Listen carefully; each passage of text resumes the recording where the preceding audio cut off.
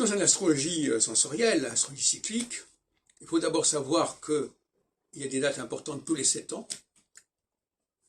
Il est donc important de connaître ces dates, c'est pas compliqué, hein. Une fois qu'on les connaît, on les connaît.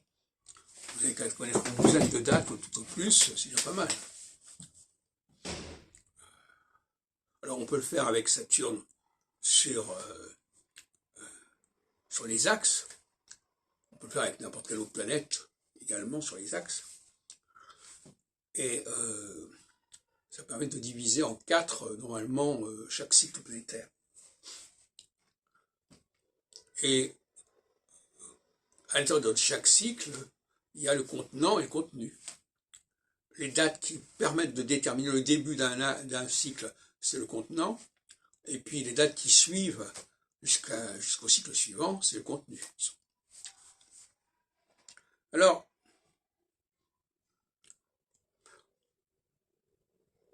l'idée, le passage d'une phase à l'autre, c'est une forme d'épuisement de la phase.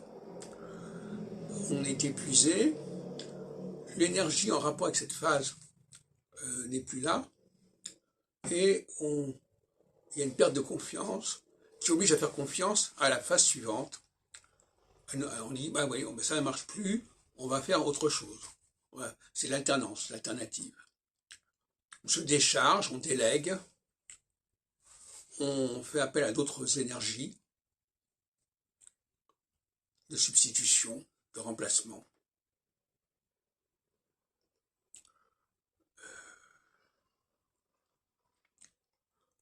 Donc actuellement, nous passons vers une nouvelle phase équinoxiale, qui, par certains côtés, est plus subtile que la phase solsticiale. Parce que elle nous échappe, elle est sous-jacente, elle est subconsciente.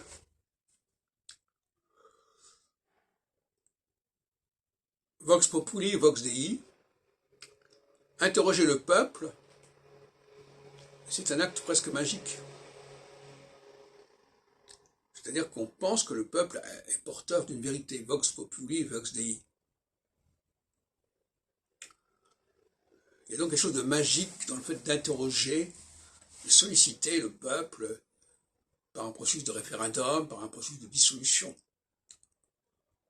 En revanche, lorsqu'il s'agit d'un calendrier électoral normal, ça n'a pas la même importance. Mais en France, nous avons cette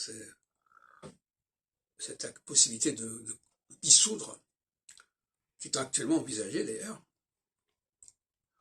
et qui consisterait à dire, bon voilà, on n'arrive pas à trouver de solution entre les différents responsables pour passer par-dessus leur tête et s'adresser directement au peuple.